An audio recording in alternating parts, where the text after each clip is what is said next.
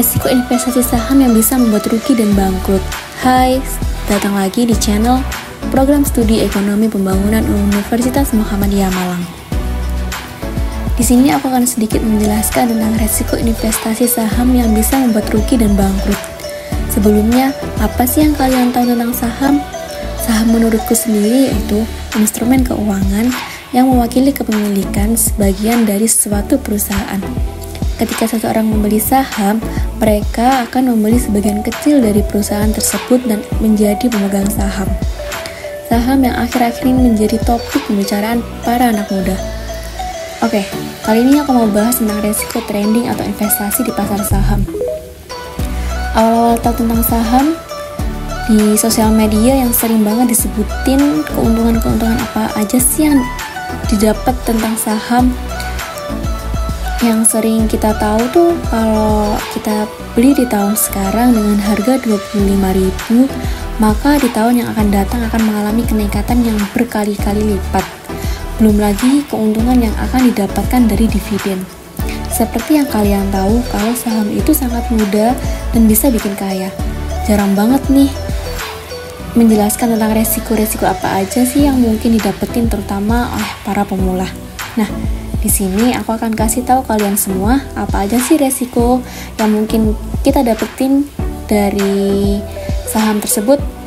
Yang pertama ada capital loss, yang kedua ada susah jual, yang ketiga ada suspensi saham, dan terakhir ada delisting. Oke, kita mulai dari yang pertama, yaitu capital loss. Capital loss atau yang disebut juga dengan rugi. Jadi kita beli di harga yang tinggi nih dan dijual di harga yang lebih rendah dari harga yang kita beli.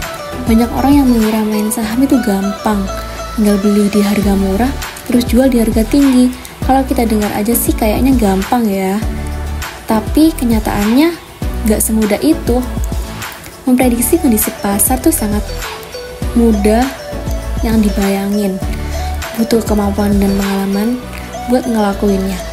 Kondisi pasar ini sendiri tuh dipengaruhi oleh banyak hal, mulai dari faktor teknikal, berita, terbitnya laporan keuangan, sampai kondisi ekonomi, politik di dalam ataupun di luar negeri. Buat kalian yang sedang belajar tentang saham, ini sangat penting banget buat kalian. Capital loss ini adalah salah satu resiko yang penting terjadi cepat atau lambatnya. Tapi capital loss ini sendiri juga harus disikapi dari berbagai sisi. Jangan memandang capital loss ini sebagai hal yang kurang baik. Capital loss ini tuh wajar kok selama kerugiannya sedikit dan kalian tuh tidak kehilangan semua sahamnya. Para investor yang berpengalaman pun pasti akan mengalami kerugian kok. Cuman mereka udah tahu aja gimana cara untuk meminimalisir kerugian tersebut. Nah, buat kita nih yang pemula, saranku sih start small dulu aja.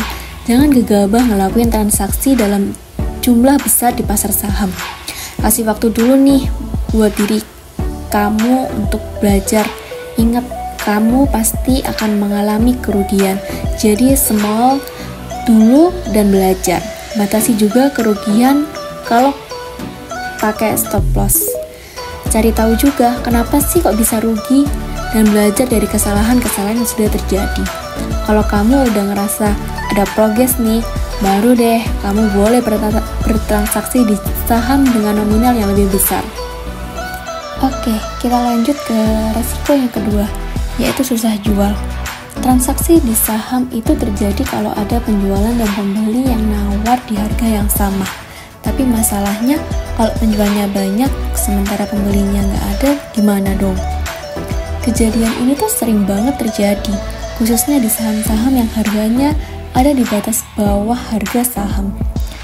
Kayak saham yang sudah tidak laku bertahun-tahun dan antri untuk menjual sahamnya. Itu sampai antri-antri dan hampir nggak ada pembelinya. Saham itu akan bisa naik tapi tidak tahu kapan. Dengan hal ini, kamu mungkin bisa mempertimbangkan untuk membeli saham. Karena kalau kamu masuk ke saham-saham yang gini, mungkin uang kamu akan ngendap di sana dalam waktu yang mungkin nggak sebentar gitu. Kalau aku mungkin cuma bisa ngasih tahu kalian aja tentang resiko-resikonya nanti biar kalian yang menentukan. Lanjut yang ketiga, yaitu ada suspensi saham. Suspensi saham itu ada penghentian perdagangan saham sementara oleh pihak bursa. Jangka waktu yang terjadi ini tidak bisa ditentukan kapan bisa lagi untuk dipulihkan. Contoh, saham yang baru saja tersuspensi, yakni PT Wahana Inti Makmur atau NASI. Saham ini tuh sudah disuspensi pada tanggal 21 Mei 2024 dan disuspensinya akan dibuka dengan waktu yang tidak bisa diperkirakan.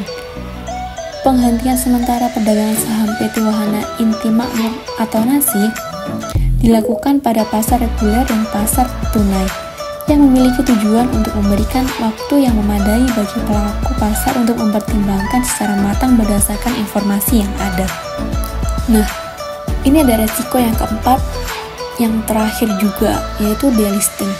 Delisting ini lebih berat dari ketiga resiko yang ada karena delisting yaitu penghapusan saham pada bursa efek. Nah, berarti jika saham itu dihapus, maka tidak ada lagi transaksi jual beli dong. Hal ini dapat terjadi karena kinerja keuangan yang buruk, ketidakpatuhan terhadap peraturan, dan juga harga saham yang terlalu rendah.